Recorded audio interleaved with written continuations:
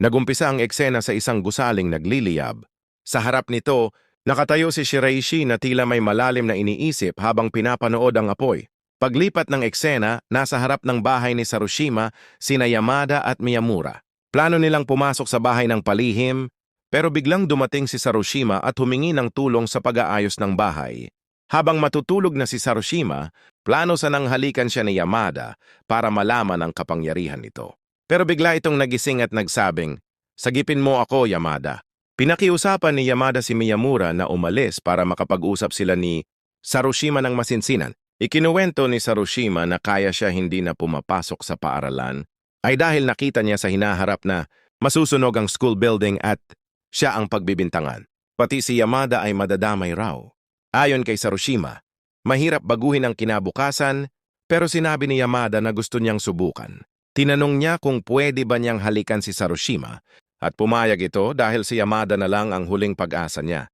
Sa paaralan, nagtipon-tipon sina Yamada, Ushio, Itu, Miyamura, Shiraishi at Odagiri. Ibinunyag ni Odagiri na si Sarushima ay isa sa mga witch, ngunit hindi niya alam na ito ni Yamada. Sinampal ni Odagiri si Yamada matapos siyang mahuling nakatingin sa panty niya. Kahit alam na ni Yamada ang mangyayaring ito, hindi niya nabago ang hinaharap pinatunayan. Nitong totoo ang kapangyarihan ni Sarushima. Ipinaliwanag ni Shiraishi kay Yamada kung paano gumagana ang kakayahan ni Sarushima na makita ang hinaharap. Sinabi ni Yamada kay Sarushima na baka may ibang tao sa lugar ng sunog. Tinanong niya kung may iba pa siyang nahalikan. Ibinunyag ni Sarushima na may kaibigan, siyang bagong balik mula abroad, na naging malapit sa kanya. Hiniling ni Yamada na makilala ang taong ito. Pinuntahan niya si Kentaro sa isang arcade at humingi ng pabor, tulungan siya nito sa panliligaw kay Shiraishi. Bilang pasasalamat, dinala ni Kentaro si Yamada sa school building para lutuin siya ng masarap na pagkain. Dito natuklasan ni Yamada na sa loob ng school building nagluluto si Kentaro at ito pala ang dahilan kung bakit masusunog ang gusali sa hinaharap. Kinabukasan, sinubukang halikan ni Yamada si Kentaro pero tumanggi ito. Pinilit niya pero nabugbog lang sila ni Miyamura. Nagplano ang club ni Yamada kung paano mapapalitan ng katawan ni Yamada si Kentaro. Naisip ni Miyamura na gamitin si Shiraishi dahil may gusto si Kentaro dito. Nagkita si Shiraishi at Kentaro, ngunit si Yamada pala ang nasa katawan ni Shiraishi. Nagpahayag ng damdamin si Kentaro pero inaya siya ni Shiraishi na mamili sa labas. Biglang tumawag si Sarushima kay Yamada at sinabi nitong lumalala ang hinaharap. Nagpaalam si Yamada at umalis. Ngunit sa isang mataong lugar, nahuli ni Kentaro si Shiraishi na si Yamada pa rin ang nasa katawan. Nagpahayag muli si Kentaro ng damdamin. Biglang dumating si Shiraishi, gamit ang katawan ni Yamada at hinalikan ang tunay na Yamada. Bumalik ang kanilang mga katawan. Ipinagtapat ni Shiraishi kay Kentaro na may relasyon sila ni Yamada. Nasaktan si Kentaro at tumakbo palayo. Hinabol siya ni Yamada at pinilit buksan ang pintong pinagtaguan nito. Nang bumukas ito, agad siyang hinalikan ni Yamada at nagpalitan sila ng katawan. Nagbago na ang kinabukasan at hindi na masusunog ang gusali. Natuwa si Sarushima sa kinalabasan. Humanga si Kentaro sa kakayahan ni Yamada at nagdesisyong sumali sa kanilang club. Sa huli, tinawag ni Sarushima si Yamada upang magpasalamat. Ipinakilala naman ni Miyamura ang susunod na witch, si Takigawa, na may kakayahang makita ang nakaraan. Naguguluhan si Yamada kung paano nalalaman ng student council kung sino ang mga witch. Biglang dumating si Odagiri at sinabi niyang normal lang ang pagpapalit-palit ng manga witch, kaya hindi na rin nakapagtataka na alam ito ng student council president. Sinabi naman ni Yamada na siya na ang bahala kay Takigawa. Pinuntahan ni Yamada ang grupo ni Takigawa at inaya si Takigawa na makipag-usap ng sila lang dalawa. Pumayag naman si Takigawa. Habang pinapilit ni Yamada si Takigawa na aminin ang kanyang kasalanan, tinutokso naman siya ni Takigawa. Sinabi ni Yamada na halikan siya ni Takigawa, pero nainis ito dahil parang ang bilis daw bumigay ni Yamada. Paulit-ulit na sinusubukan ni Yamada na mahalikan si Takigawa, pero tinataboy siya nito.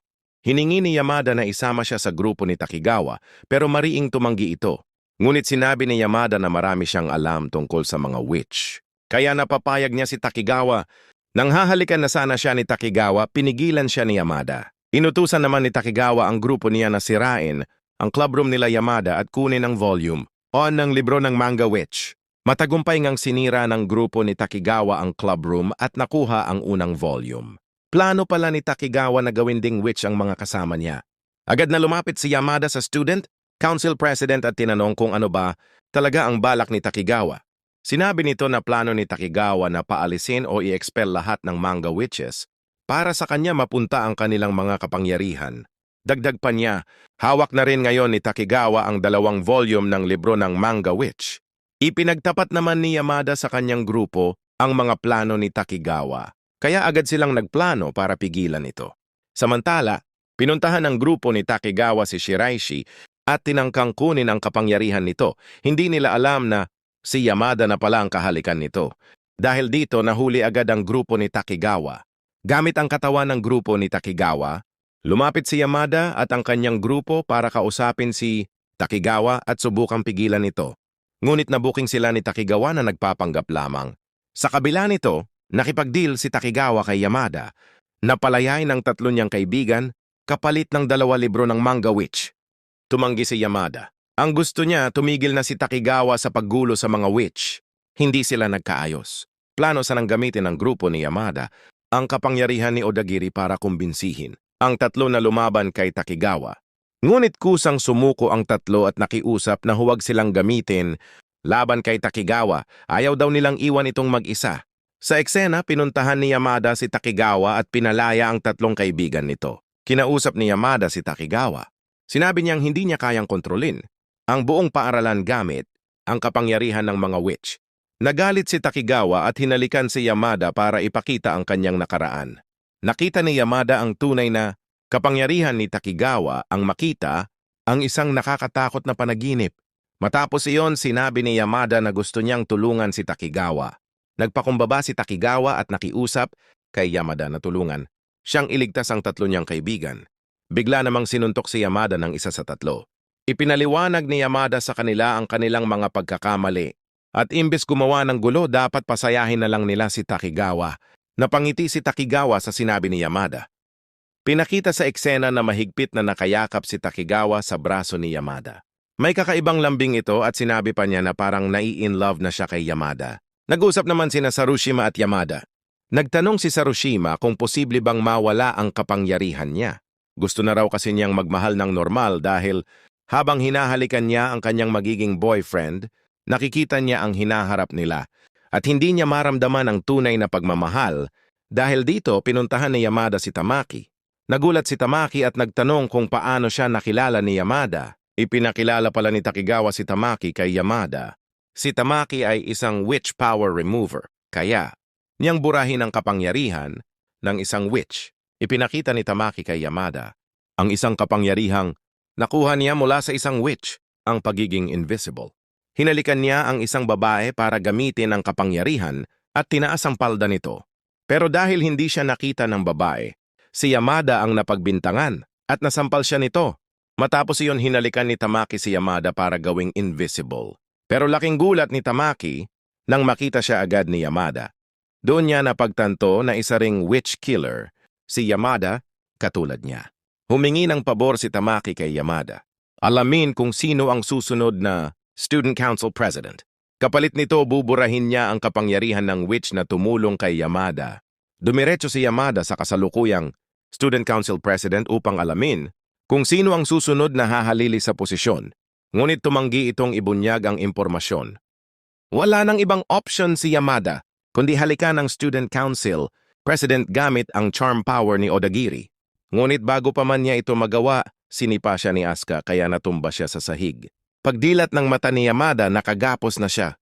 Tinanong siya ng Student Council President kung bakit gusto siyang halikan. Ipinaliwanag ni Yamada na may gusto lang siyang tulungan isang witch na gustong mawala ang kanyang kapangyarihan. Dahil dito, pinakawalan siya ni Asuka. Isa rin palang witch si Asuka at siya ang dating may-ari ng invisibility power na ngayon ay nasa kamay ni Tamaki.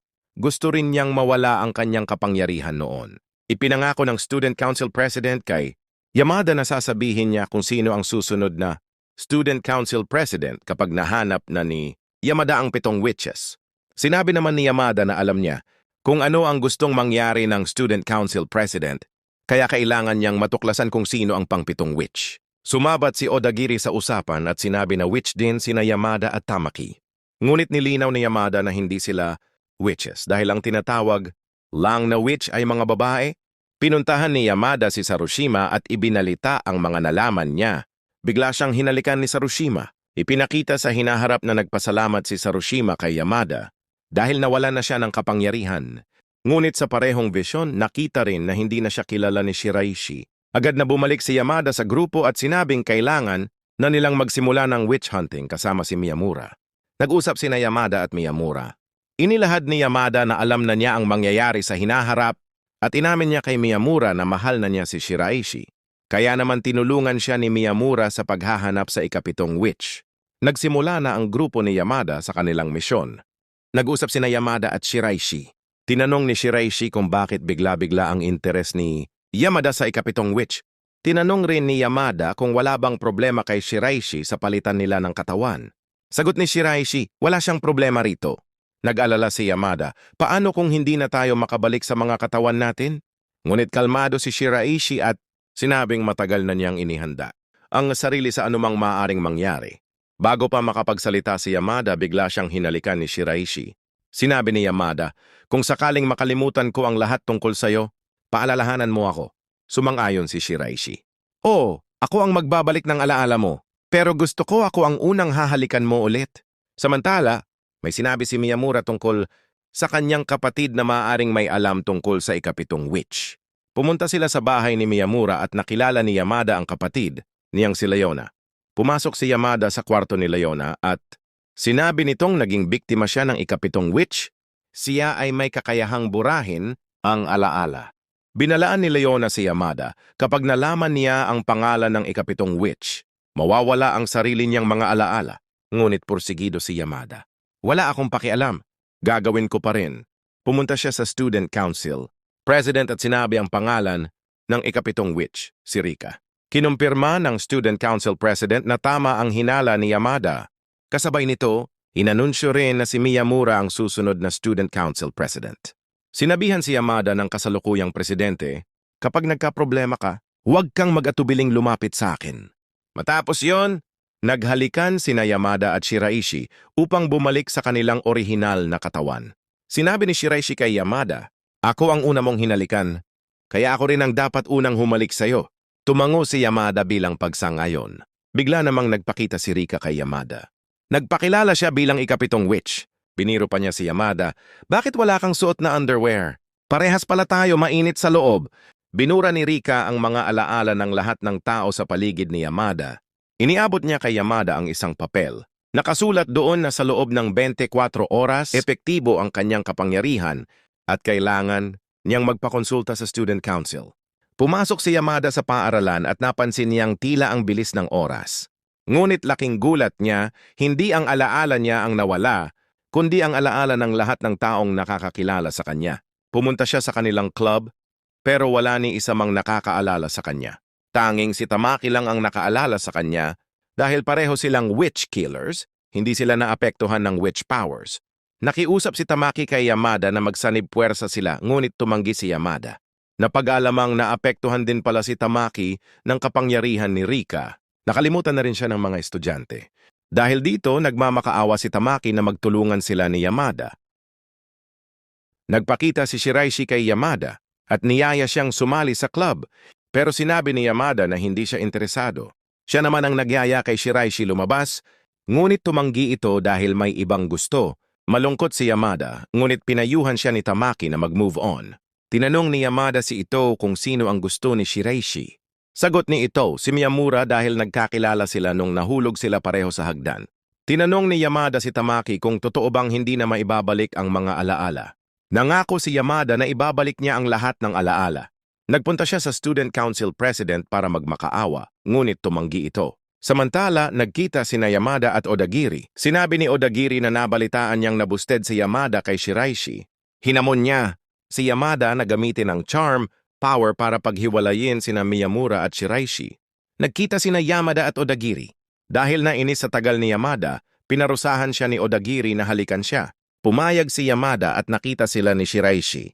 Umalis si Shiraishi at sinubukang habulin ni Yamada, ngunit sinabi ni Shiraishi na wala siyang pakialam. Tinapat siya ni Yamada ngunit umiwas si Shiraishi. Habang sinasabi ni Shiraishi na may gusto na siyang iba, hindi niya napigilang lumuha. Tinanong niya si Yamada kung sino ba talaga siya. Ipinaliwanag ni Yamada ang tungkol sa kapangyarihan ng ikapitong witch. Nang hahalikan na sana siya ni Yamada, pinigilan siya ni Shiraishi. Pinayuhan si Yamada ni Tamaki na dapat isipin muna niya ang sarili. Sa desperasyon, hinalikan ni Yamada si Miyamura para gumana ang charm power, ngunit hindi ito gumana. Sinabi ni Tamaki na sa mga witches lang gumagana ang power.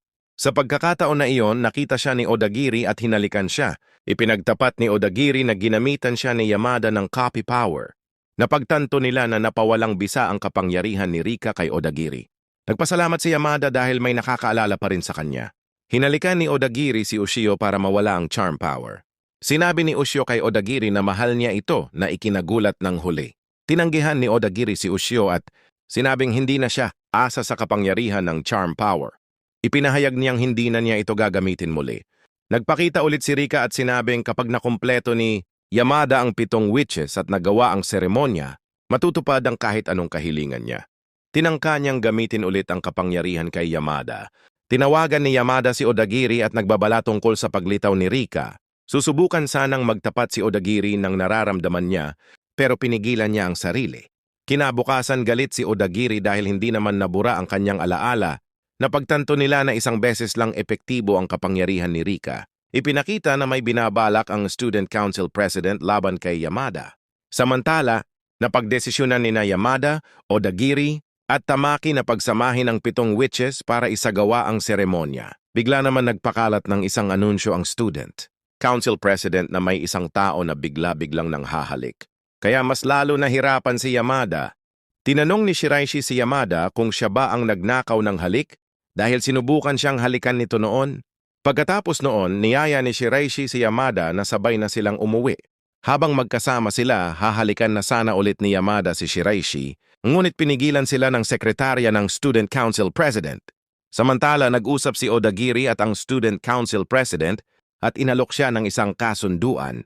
Kung tutulungan niya ito sa kanyang plano, mapapasa kanya si Yamada. Nag-usap din si Tamaki at Odagiri. Tinanong ni Tamaki kung ano ang pinag-usapan nila, pero sinabi ni Odagiri na hindi niya susundin ang kagustuhan ng Student Council President. Kahit anong gawin niya, si Shiraishi lang ang nasa isip ni Yamada, kaya nagdesisyon siyang suportahan ito. Habang umiiyak, sinabi niyang gusto pa rin niyang tulungan si Yamada. Sunod naman, hinalikan ni Yamada ang iba pang witches para maibalik ang kanilang mga alaala. Gusto nilang malaman ang tungkol kay Rika, ngunit walang record ni Rika sa paaralan, kaya wala silang nahanap na impormasyon. Maya-maya nakatanggap ang mga witches ng imbitasyon para sa isang seremonya. Pumunta si Yamada kay Shiraishi upang halikan ito, ngunit sa huling sandali, napansin ni Yamada na hindi si Shiraishi ang kausap niya, kundi ang sekretarya ng Student Council President na nasa katawan niya. Dahil dito naudlot ang halik. Galit na galit si Yamada sa ginawa ng Student Council President kay Shiraishi, kaya agad niya itong sinugod. Doon, ibinunyag ni Yamada na nakipagpalit ng katawan si Asuka kay Shiraishi at nasa bahay pala ni Asuka si Shiraishi, isang lugar na tanging miyembro lamang ng Student Council ang makakapasok. Dahil dito, pumunta si Yamada sa bahay ni Miyamura para hikayatin itong samahan siya sa bahay ni Asuka. Tumanggi si Miyamura, pero nagmakaawa si Yamada. Tinawag naman ng ate ni Miyamura si Yamada at kinausap siya. Dumating sina Odagiri at Tamaki at ipinaliwanag ni Leona ang tunay na plano ng Student Council President. Nagpasalamat si Miyamura kay Yamada dahil muli niyang narinig tumawa ang kanyang ate. Kinausap ni Yamada si Rika at hinikayat itong kumampi sa kanila. Ipinaalala ni Yamada na ginagamit lamang siya ng Student Council President. Pumayag si Rika, ngunit may isang kondisyon. Kailangan muling papasukin si Leona sa paaralan. Nagkausap sina Leona at Yamada at sa huli ay pumayag si Leona. Ipinakita ang backstory ni Leona at ng Student Council President, si Yamazaki na may nakaraan pala sila. Dinala ni Yamada si Leona kay Rika at binura ni Rika ang mga alaala ni Leona. Pagkatapos nito, nagpunta si Leona kay Yamazaki upang magpaalam. Napaluha si Yamazaki habang pinagmamasdan si Leona. Sinubukan nilang hulihin si Asuka pero nabugbog lamang si Tamaki. Sa huli, gamit ang pagtutulungan ng mga witch, nagtagumpay sila sa paghuli kay Asuka. Kasama si Miyamura, pumunta si Yamada sa bahay ni Asuka, kung saan nakita niya si Shiraishi na nagbabasa gamit ang katawan ni Asuka. Humingi ng tawad si Shiraishi kay Yamada dahil hindi agad siya naniwala rito. Sa halip na nagalit, niyakap siya ni Yamada. Lumipat ang eksena sa loob ng simbahan kung saan gaganapin ang seremonya ng pagsasama ng 7 witch. Nakabalik na rin sa kani-kanilang katawan sina Shiraishi at Asuka. Nang sisimulan na ang ritual, tumanggi si Asuka. Biglang dumating ang student council, president at pinilit si Asuka na sumali. Sinimulan ni Yamada ang seremonya kasama ang 7 witch. Laking gulat niya nang biglang tumigil ang oras. Ipinaliwanag ni Rika ang nangyari at sinabing tumayo siya sa gitna at maghain ng kahilingan. Ngunit bago ito gawin, tinanong muna ni Yamada si Rika kung masaya ba siya sa kapangyarihang taglay niya. Hindi rin alam ni Rika ang sagot. Sa huli, sinimulan na ni Yamada ang seremonya at hinalikan siya ni Rika. Pagkalipas ng seremonya, bumalik si Yamada sa kanilang club room. Pagpasok niya, tinanong niya ang kanyang mga kaibigan kung bumalik na ang kanilang mga alaala. Sa una ay tila hindi siya naaalala, ngunit palabas na siya ng bigla. Siyang tinawanan ng mga ito, pinagtripan lang pala siya. Naalala na pala talaga nila siya at napaluha si Yamada sa tuwa. Tinanong siya ng grupo kung ano ang kanyang hiniling. Sinabi ni Yamada na hiniling niyang mawala ang kapangyarihan ng mga witch. Nagulat ang lahat, ngunit ipinaliwanag ni Yamada na sa palagay niya, mas makabubuti ito. Sa huli, sumang-ayon ang 7 witch sa kanyang desisyon. Nag-usap si Yamada at Shiraishi. Humingi ng tawad si Shiraishi dahil hindi niya natupad ang pangako niya na siya ang unang hahalik kay Yamada. Nagpahayag naman si Yamada ng tunay niyang nararamdaman na mahal niya si Shiraishi at gusto niya itong maging kasintahan. Inakala niyang mabibigo siya dahil akala niya may iba ng gusto si Shiraishi. Ngunit sinabi ni Shiraishi na si Yamada lang ang gusto niya.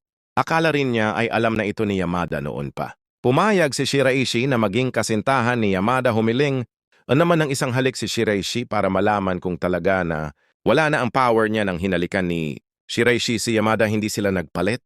Sinabi ni Yamada na gusto lang naman siya halikan ni Shiraishi para paraan lang daw. At diyan nagtatapos ang kwento ng 7 witch at ng pagmamahalan nina Yamada at Shiraishi. Sa kabila ng lahat ng pagsubok, nanaig pa rin ang tiwala, pagkaraibigan sa tuwid ng pag-ibig. Sa huli, pinili nilang maging normal na estudyante, malaya mula sa kapangyarihan, ngunit puno ng alaala. Hanggang sa susunod na kwento mga ka-anime, huwag kalimutang i-like, i-share, at mag-subscribe para sa mas marami pang anime recaps sa Tagalog.